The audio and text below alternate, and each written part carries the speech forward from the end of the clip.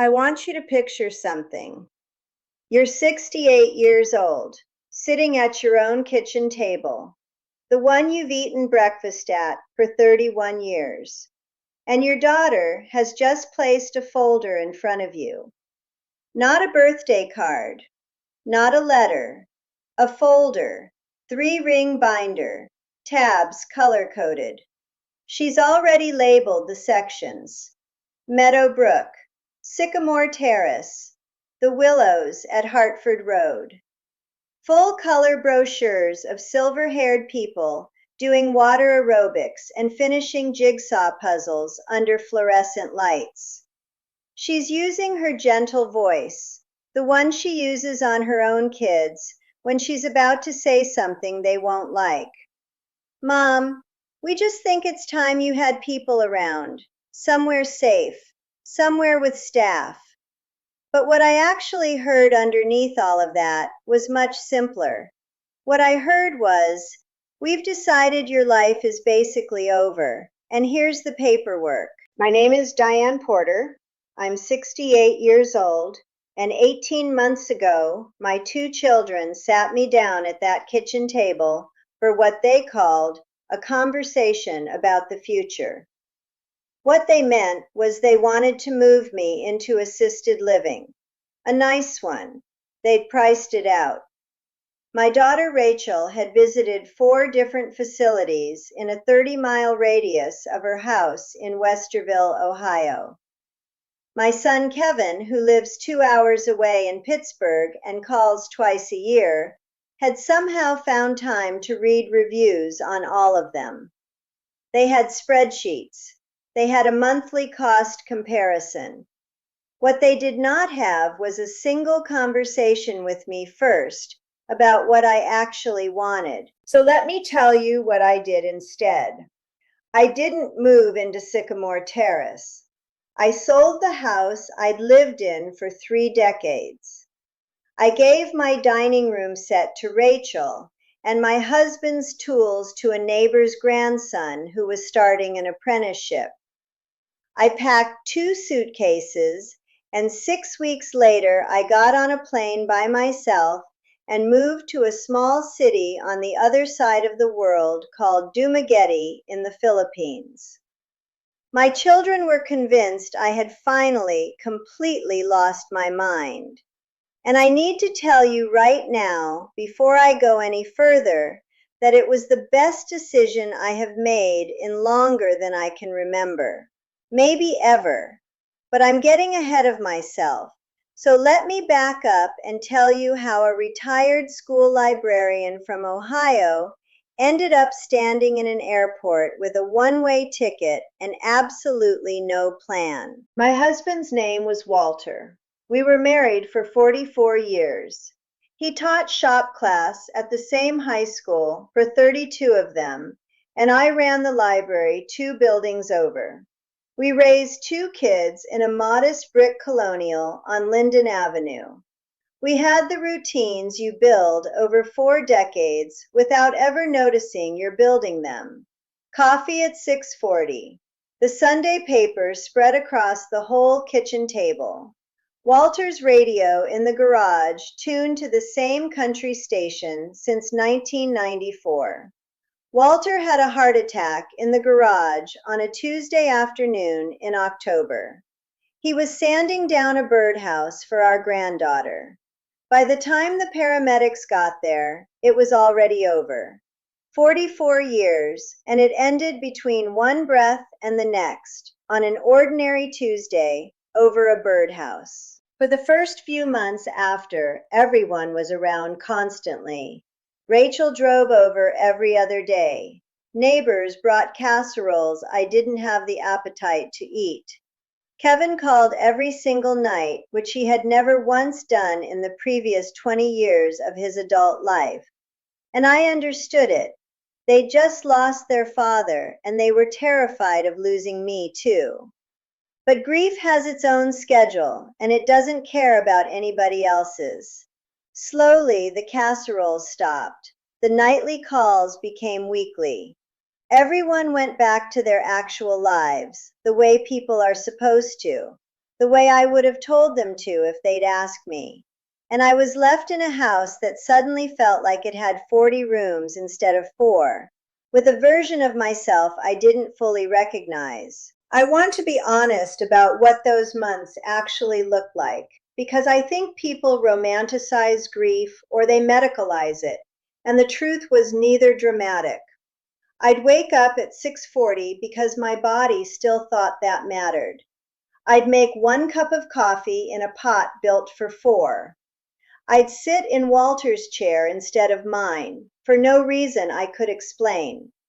I'd find small chores to invent, reorganizing the pantry, cleaning out a closet I'd already cleaned out the month before, driving to the grocery store for something I didn't need, just to have somewhere to be for 40 minutes. My neighbor Carol, who I'd known for 22 years, asked me to lunch one Saturday at the same diner we'd been going to since our kids were in elementary school. We ordered the same things we always ordered. Halfway through, she put her fork down and said, "Diane, honey, you're somewhere else today." I told her I was fine. That night, I sat alone in my living room, and I asked myself a question I hadn't let myself ask honestly in a very long time. If nobody needed anything from me, if I could simply choose, what would I actually want my life to look like? And the answer that came up scared me a little, because it wasn't "stay here." I want to be clear. This wasn't some sudden fantasy that arrived out of nowhere. It built slowly, almost against my will, over the better part of a year. It started, of all places, at my hair appointment. My stylist, a woman named B, who'd been doing my hair for over a decade, had a cousin who'd retired to the Philippines 3 years earlier after her own husband passed. Bee showed me photos on her phone while she was working on my color. A little seaside boulevard lined with old trees. A market stall piled with mangoes the size of softballs. A group of women, all around my age, sitting outside a cafe laughing at something none of us could hear. I don't know why it stuck with me the way it did. I went home that night and, purely out of curiosity, typed "retire in the Philippines" into my computer. I told myself I was just being nosy, but one search led to another, and within a week I was reading expat forums until midnight, watching videos of retired Americans living in Cebu and Manila and a small university town called Dumaguete. I learned there was a special retirement visa for people my age. I learned my modest pension and Social Security would stretch 3, maybe 4 times further there than it did in Ohio. And somewhere in all that reading, something shifted in my chest. It wasn't excitement exactly. It was more like a door I hadn't known existed had quietly come open a crack. I didn't tell a soul, not Rachel, not Kevin, not even Carol at first. I just kept reading. I joined a Facebook group for women over 60 living abroad, mostly widows, and I started asking questions. What's it actually like being alone there? Is it safe for a woman my age? What do you miss? What surprised you? The answers were all over the map, the way any honest answers are. Some women had gone home within a year, but the ones who'd stayed 5, 8, 12 years, they all said some version of the same thing. It isn't easier here. It's just that the loneliness doesn't follow you the way it does back home. After about 5 months of quiet research, I decided on something small. Just a trip, 2 weeks. I'd see it with my own eyes, and if I hated it, I would come home and never mention it again. I told my children I was taking a vacation with a friend from my book club. That part wasn't even entirely a lie, because Bee's cousin, the one from the hair salon photos, had offered to meet me there and show me around for a few days. When Rachel asked where exactly, I said Southeast Asia, and I watched her face do the math and land somewhere between confused and concerned. I told her I'd traveled plenty in my life and I was a grown woman. She let it go, but she didn't look convinced. I flew out of Columbus in March. Ohio in March is gray slush and bare trees and a sky that hasn't seen the sun in weeks. 20-some hours later, I stepped out of Ninoy Aquino Airport in Manila into heat so thick it felt like walking face first into a wet towel someone had left in the dryer too long. The noise hit me almost as hard as the heat.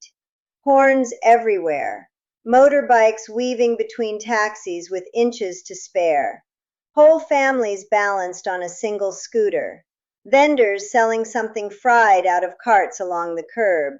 It was chaos, and it was loud, and I stood there in the middle of it feeling completely wide awake for the first time in over a year. I spent 3 nights in Manila in a modest hotel in a district called Makati, mostly to get my bearings before flying south. I walked everywhere I could. I sat in little coffee shops and just watched the city move. And something small kept happening that I hadn't expected. People talked to me. The woman behind the counter asked where I was from and told me about her sister, who cleaned houses in New Jersey. A man at a food stall waved me over, just because I was standing there alone, looking unsure what to order. And he walked me through the whole menu like it was the most natural thing in the world. It wasn't pity. It didn't feel like anyone was performing kindness for a tip. It just felt like the ordinary way people treated each other there. And I'd forgotten that kind of ordinary existed. From Manila, I took a short flight south to Dumaguete, a small city on the island of Negros, tucked right along a channel of water called the Bohol Strait, close enough that on a clear day you can see the outline of another island across the water. Thee's cousin, a warm, no-nonsense woman named Priscilla, met me at the tiny airport with a cardboard sign that had my name spelled wrong, and she laughed about it before I'd even said hello. Dumaguete is small, 100,000 people or so, if you count the surrounding area. It has a university, an old Spanish-era church, and a long seafront boulevard the locals just call the Boulevard, where half the city seems to walk out at sunset every single evening. Priscilla put me up in a modest guest house 2 blocks from the water, and that first evening she took me to a little open-air place along the boulevard for dinner. We sat there as the sky went orange and then a deep violet, watching whole families out for their evening walk, teenagers on bicycles, old men playing checkers on an upturned crate, someone's radio playing a song I didn't recognize, but that everyone around us seemed to know by heart. I remember sitting there with a cold glass of something called calamansi juice, which tastes a little like a lime and an orange had a baby, and thinking, for the first time in longer than I could measure, that I didn't want the evening to end. Not because anything remarkable was happening. Nothing was. That was exactly the point. People were simply outside, together, for no reason at all, on an ordinary Tuesday, the way I couldn't remember the last time I'd seen back home. Priscilla introduced me around over those 2 weeks. Her neighbor, Nena, a retired school teacher, a little older than me, who'd lost her own husband years back. A young woman named Angeline, who ran a little bakery near the market, and who, by my 3rd visit, had already started setting aside the good pan de sal, the soft morning rolls, before I even walked in the door. I toured the local hospital, a clean, modern building called Silliman Medical, mostly because I knew Rachel would ask, and I made a point of getting the actual numbers. A basic consultation ran around 800 pesos. That's less than $15. I stood in that lobby doing the math in my head and thinking about what a single specialist visit cost me back in Columbus, even with Medicare. And it didn't seem real. By the end of those 2 weeks, I knew. I didn't say it out loud yet, not even to myself in so many words, but I knew. I flew home to Ohio in the gray tail end of March, and I sat with it quietly for almost a month before I did anything at all. I made lists, what I'd be giving up, what I might be gaining. I thought about my grandchildren. I thought about the house Walter and I had built our whole life inside of. And then I thought about that boulevard at sunset, the calamansi juice sweating in my hand, the sound of an entire town simply existing together outside. And I called a realtor. Rachel found out because she stopped by unannounced to drop off a casserole dish she'd borrowed. And there was a realty sign standing in the front yard. She didn't raise her voice. My daughter has never once raised her voice in her life, which is somehow worse. She just went very quiet and very careful and asked, "Mom, what exactly is going on?" I told her the truth. I was moving to the Philippines. She looked at me the way you'd look at someone who'd just announced they were joining a traveling circus. 2 days later, she and Kevin were both sitting in my living room, and that is when the folder came out. Meadowbrook, Sycamore Terrace, The Willows. Rachel did most of the talking. She'd clearly prepared. She had printouts, an article about scam artists targeting elderly women overseas, a whole list of concerns written in her careful handwriting. "Mom, you're 68. You don't know a single person there. What happens if you fall? What happens if you get sick and we can't get on a plane fast enough?" Kevin, who is quieter but not gentler, said, "Do you understand how far that actually is? If something happens, we cannot just drive over." And then, because he's always been the blunt one, "Mom, this feels like you're not thinking straight." I let them both finish. I didn't interrupt, because I understood where the fear was coming from, even if I didn't agree with where it was landing. When they were done, I said, "I hear how worried you both are, and I'm still going." Rachel's voice cracked a little. "We're not trying to control you, Mom. We're trying to keep you safe." I believe she meant that completely. But safety and living are not the same thing, and I had spent the last year being extremely safe, in my same house, on my same street, going to my same grocery store, and I had never in my life felt more alone. I didn't say that part out loud. I don't think at the time they would have been able to hear it. Instead, I told them I'd done my research, that I had international health coverage lined up, that I'd already connected with other retirees living there, that this wasn't some impulsive fantasy, but something I'd spent close to a year quietly building toward. They didn't want a plan, though. They wanted me to stay. The conversation ended, not in yelling, but in the kind of silence that sits in a room like a held breath. Over the following weeks, I sold the house. I gave away most of the furniture. I kept a small box of photographs and Walter's watch and shipped them ahead to a storage unit near Rachel's.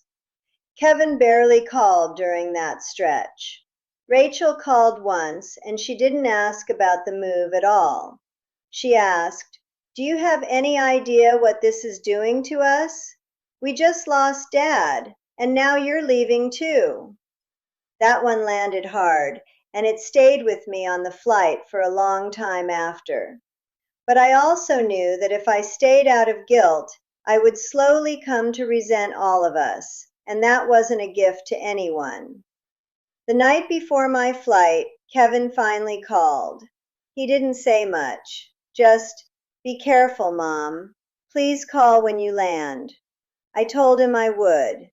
And then, at 68 years old, I got on a plane by myself with 2 suitcases and flew 19 hours toward a life none of us had a name for yet. I want to tell you honestly about landing because I think people skip over this part, and it's actually the part that matters most.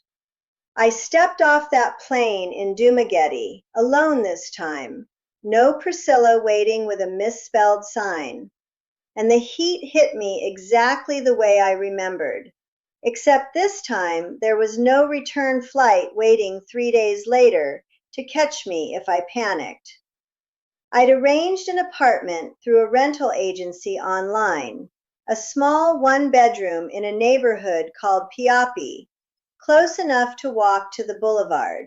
The building's caretaker, a woman named Fee, met me at the gate with the keys.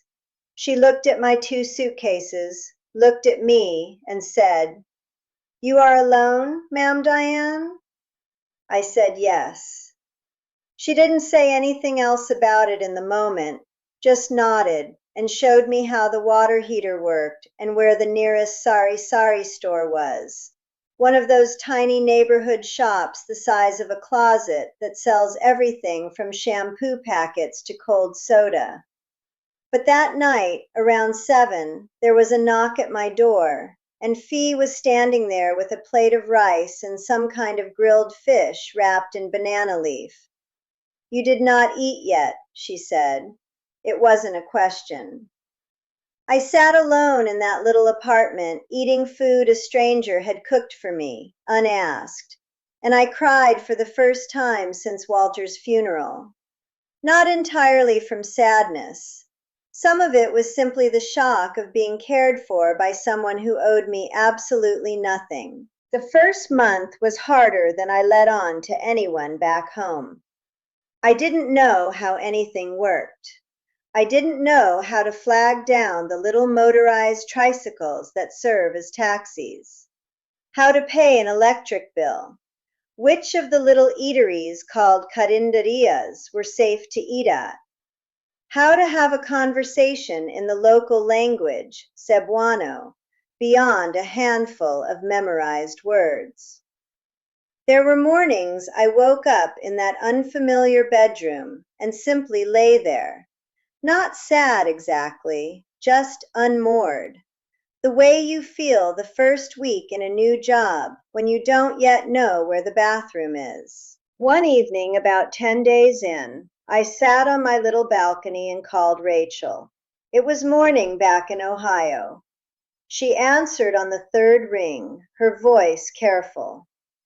"Hey, Mom, how is it?" I looked out at the darkening street, at a couple of kids kicking a half-flat ball around, at someone grilling something over charcoal 2 houses down, the smoke curling up past my window. "It's good," I told her, and then, because I didn't want to lie to my own daughter, I added, "It's hard some days, but it's good." She was quiet for a second. Then, "I'm still mad at you, you know." "I know, sweetheart. I'm glad you called anyway." That was the best either of us could manage, and at the time, it was enough. What actually broke through the loneliness wasn't some grand gesture. It was the ordinary, accumulating kindness of people who had no reason to bother with me at all. There was Angeline, from the little bakery I'd visited with Priscilla, who remembered my order the second time I walked back in, months later, as if no time had passed. There was Tonio, a tricycle driver who parked most mornings near the corner Sari Sari store, who started waiting for me around 8 without my ever asking, because he'd noticed I walked to the market at the same time most days. And there was Nena, the retired school teacher, older than me by about 6 years, widowed even longer than I'd been. She lived 2 streets over, and one Saturday morning she simply showed up at my door, holding 2 cups of coffee, and said, "Come, I will show you where the good market is, the one the tourists don't find. That was the whole invitation. No warning, no scheduling, no polite hesitation. She just assumed I'd come, and I did. Nena became, in a way I couldn't have predicted, the closest friend I've had since I lost Walter. She'd lost her own husband 9 years earlier, a fisherman named Boyette, and her children were grown and scattered, one in Manila, one working overseas in Dubai. We were, in a strange way, the same loneliness, arriving from two completely different directions. Every Saturday now, without fail, we walk the market together, and every evening, most weeks, we sit on her porch or mine with a plate of something she's made, usually a rich, dark stew called humba, and we talk in a patchwork of English and her patient corrections of my terrible Cebuano. It was Nena who eventually pulled me into the thing that ended up giving my whole life here its shape. About 4 months in, she mentioned that the church 2 blocks from her house ran a free English conversation program on Saturday mornings for local students and young adults trying to improve their job prospects. She volunteered there most weekends and asked if I wanted to come help, since I'd spent 30 years running a school library and presumably knew a thing or two about books and reading. I almost said no, not because I didn't want to help, but because some part of me still wasn't sure anyone actually needed what I had left to offer. That particular doubt had followed me around since Walter died. When you've spent 4 decades being someone's wife, someone's mother, the librarian everyone in town knew by name, it is a strange and disorienting thing to wake up one day and not be entirely sure who you are when nobody requires anything from you at all. I didn't know it that first Saturday morning, walking into a warm little room under the church with plastic chairs and a ceiling fan working harder than anything else in the building. But that room would end up mattering more to me than almost anywhere else in this whole story. And it started with a shy 12-year-old girl named Louisa, who sat in the back corner, clutching a notebook to her chest like it held state secrets, and who would not raise her voice above a whisper, even when she clearly knew every answer. Something about Louisa reminded me powerfully of myself, not at 12, at 68. Every Saturday I kept showing up. I told myself at first I was there to help the students. The truth, which took me longer to admit, was that they were helping me at least as much. For those few hours each week, I wasn't a widow. I wasn't the woman whose children had shown her a binder full of nursing homes.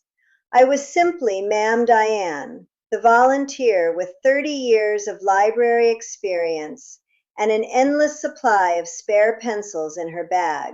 Louisa started speaking up gradually, a sentence here, a question there. Then one Saturday she stayed behind after everyone else had gone because she had a class presentation the following week and she was terrified of it. We sat together for almost an hour, practicing the same 3 sentences over and over until her voice stopped shaking. When she finally got through the whole thing without stopping, she looked up at me and smiled.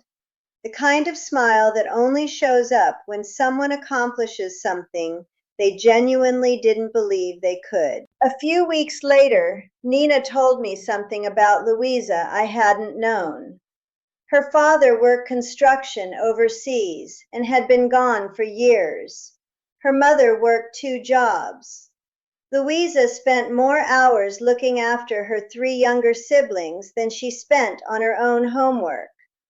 Suddenly, a great many things about that serious, quiet 12-year-old made sense. And I found myself thinking, not for the first time, about how many people are quietly carrying weight that nobody else around them can see, children included. The volunteer program grew slowly over the months that followed. What had started as maybe 15 students became closer to 40.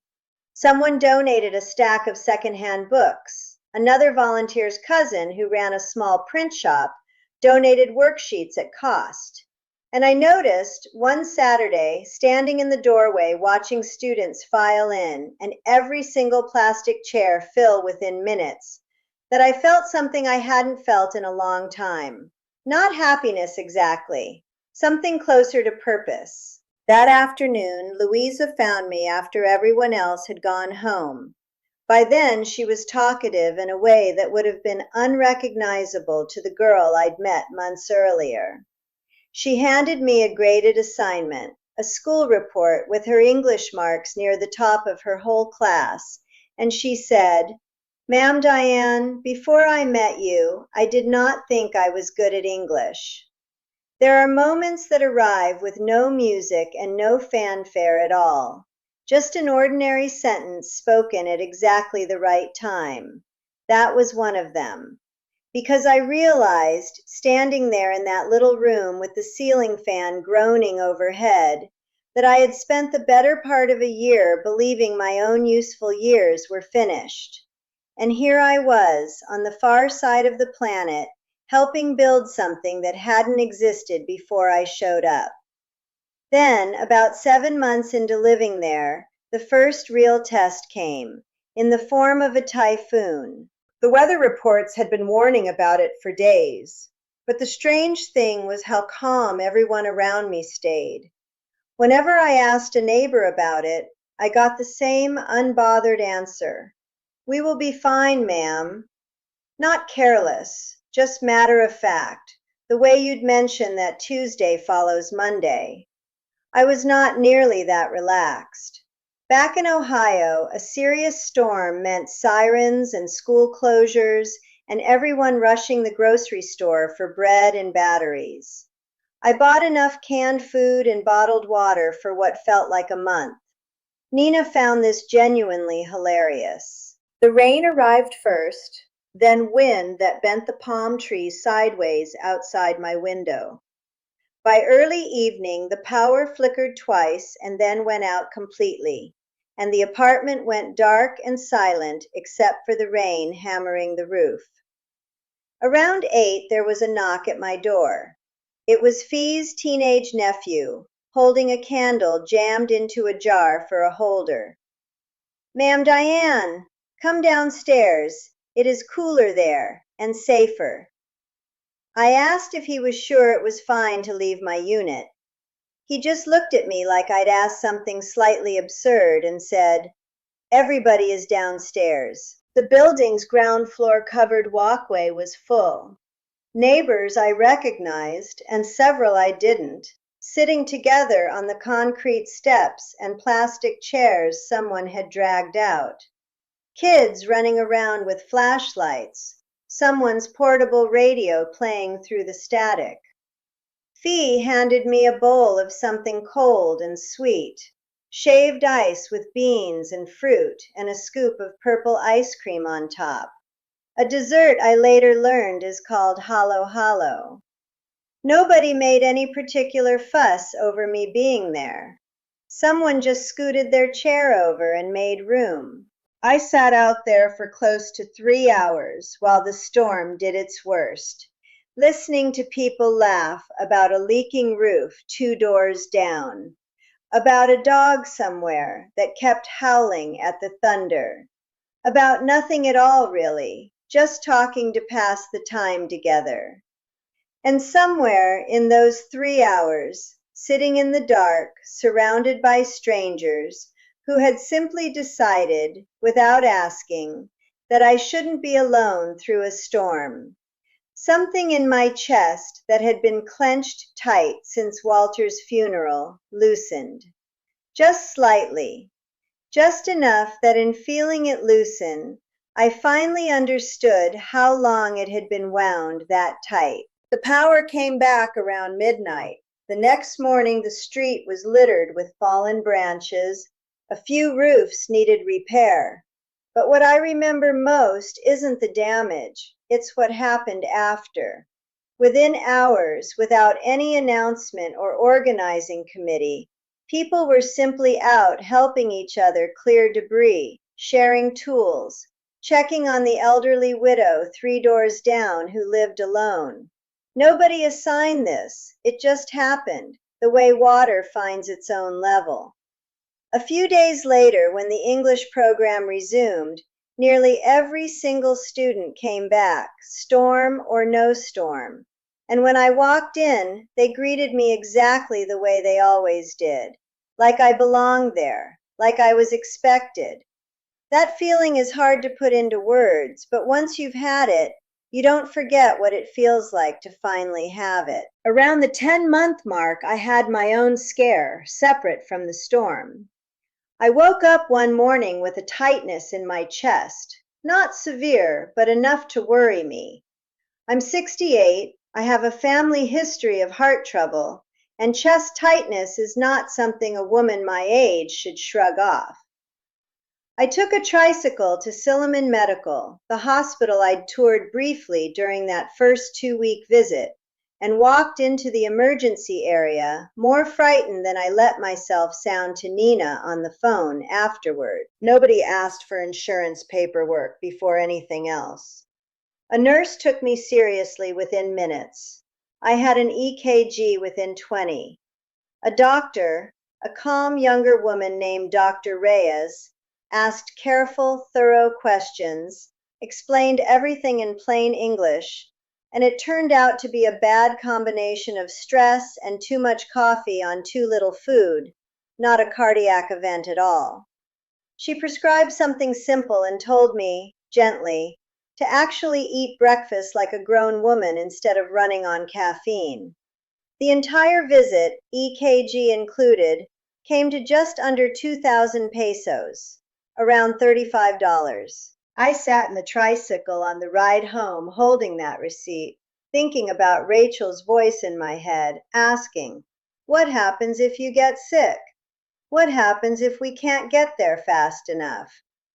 What she hadn't understood, what she couldn't understand until she saw it herself, was that I wasn't unprotected here. I wasn't abandoned to chance. I had good, attentive care, a support system that had grown up around me without my even fully noticing, and a life that had weight and shape to it again. I called Rachel that evening and told her the whole thing honestly. Chest pain, hospital, the works. There was a long pause on her end. Are you okay? Her voice was tight. I'm fine, sweetheart. It was stress and too much coffee, if you can believe that. Another pause. Mom, you scared me. I know, and the hospital here, Rachel, it was excellent. Fast, kind, and it cost next to nothing. She didn't say anything for a while. Then quietly, I still wish you were closer. I know, some days I wish that too. And I meant it, because missing your children never fully goes away, no matter how full the rest of your life becomes. About a year in, something in me had genuinely shifted. I no longer felt like a visitor passing through Dumaguete. I felt like a resident of it. I knew which tricycle drivers overcharged tourists and which never would. I knew that if I went to the market before 7, the fish was freshest. I knew Faye's whole extended family by name and half of Nena's, and the security guard at the little grocery store 2 blocks over greeted me every single evening the same way. Good evening, Ma'am Diane. I was, without ever having decided it in one single moment, happy. Not the performed kind of happy you put on for a phone call. The real kind, where you wake up and the day ahead of you feels like it matters. It was around then that Kevin, of all people, the practical one, the one who'd said outright that I wasn't thinking straight, told me he wanted to visit. Not Rachel first, Kevin. He didn't ask permission so much as inform me. I booked a flight. I'll be there in 3 weeks. That work? I called him back immediately. Of course it works. But why didn't you ask first? Because I figured you'd tell me it was too much trouble or too expensive. I just wanted to see for myself, Mom. Those 3 weeks felt endless. I cleaned my little apartment top to bottom. I planned out everything I wanted to show him. The hospital, the boulevard at sunset, the English program, Angeline's bakery, Nena. I wanted him to see, not just hear, that I wasn't merely surviving here. I was building something. He landed on a Friday afternoon, and when he came through arrivals looking rumpled and jet-lagged, I almost didn't recognize the tightness in his shoulders easing the moment he spotted me. We hugged for a long time, longer than we had in years. On the ride back into town, he stared out the window at the traffic, the tricycles, the roadside vendors, taking it all in without saying much. Finally, he asked, "Are you actually okay here, Mom? Really?" "I really am, Kevin." He nodded slowly, like he was deciding whether to believe it yet. That first evening he came to my apartment for dinner, and we sat out on my little balcony afterward while the sky went from orange to violet over the rooftops. "This is your view every night?" he asked. "Every night." He was quiet for a long stretch. Then, "I thought you were running away from something, Mom." I asked him, "And now?" He looked at me for a moment. "Now I think maybe you were running toward something instead." Over the following week, I showed him everything. We walked the market together, and he tried fresh mango and admitted, a little grudgingly, that it put anything from an Ohio grocery store to shame. We visited the English program, and Louisa, 13 now and far more confident than the girl who used to whisper from the back corner, marched right up and introduced herself to my son like she'd known him for years. Kevin watched the whole room, 40 kids talking over each other, and I could practically see him recalculating something in his head. We also went to Silliman Medical. I wanted him to see it with his own eyes, not just hear the numbers over the phone. We walked through the emergency area where I'd been treated, spoke with an administrator who answered every question Kevin fired at her, about costs, about emergency protocols, about specialist referrals. On the way out, he said, "Okay, I feel better about that part. A lot better, actually." The moment that really shifted something for him happened on his 5th day, walking back from the market. We ran into Nena, who stopped to say hello and ended up walking half a block with us, chatting easily, asking Kevin how he was enjoying Dumaguete. When she finally said goodbye and continued on her way, Kevin was quiet for a second and then said, "She talks to you like you've known each other for years." "We have, in a way, about a year now." "That doesn't happen back home. Not like that." "No," I said, "it doesn't." That night, before he went back to his hotel, he hugged me hard at the door and said, quietly, "I'm sorry, Mom, for the binder, for all of it." "You don't have to apologize, sweetheart." "I do. We all do." I told him it was all right, and mostly I meant it. Kevin flew home 2 days later. At the airport, he hugged me so tightly I could barely breathe. And right before he went through security, he turned back and said, "I'm going to tell Rachel the truth, that you're not lost, you're not in danger, you're just actually living, Mom." Thank you, Kevin. And I'm proud of you. I cried the entire tricycle ride home. The good, grateful kind of crying. The kind you don't try very hard to stop. A month after that, Rachel called. Not to check in the way she used to, but to tell me she and her husband were thinking of visiting. If that's all right with you, she said, careful, the way she always is. Kevin told us everything, showed us photos. He said it wasn't what we thought at all. It would mean the world to me, Rachel. She came 2 months later and stayed 10 days, and I watched, almost in real time, the same guarded posture I'd seen in Kevin slowly come down in her, too. She met Nena. She toured the hospital herself. She sat on my balcony and watched the boulevard fill with evening walkers, the way I do most nights. On her last evening there, she said, quietly, almost reluctantly, I thought you'd be lonely here, Mom. I was so sure of it. I'm not, sweetheart. I really am not. She looked at me for a long moment. You seem younger somehow.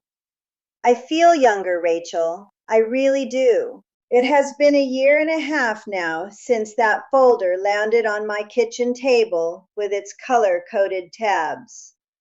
1.5 years since I sold the house on Linden Avenue and got on a plane by myself at 68 years old to a country I'd only visited once for 2 weeks.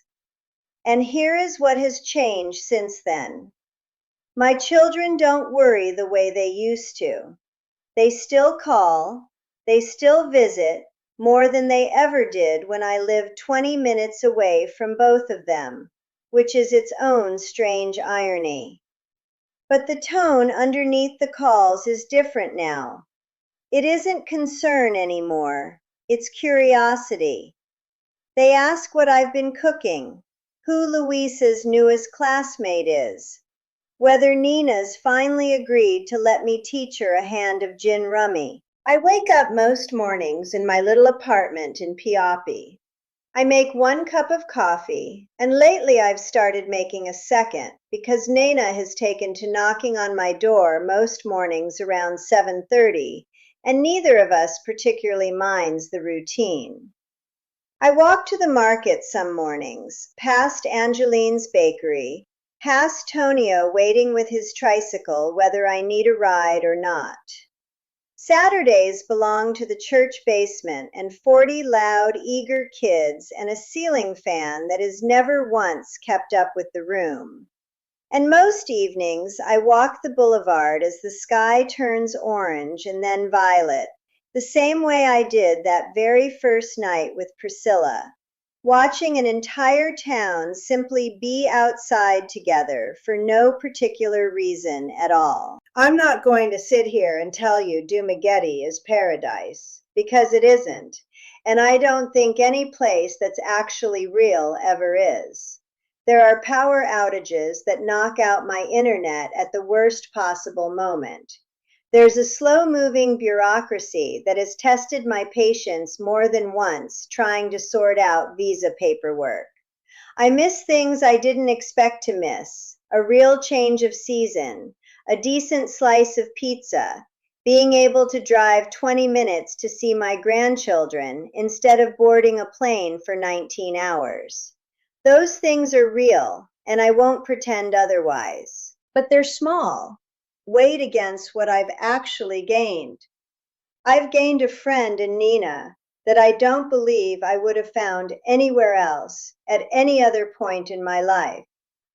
I've gained a room full of children who greet me by name every single Saturday, like my showing up matters to them.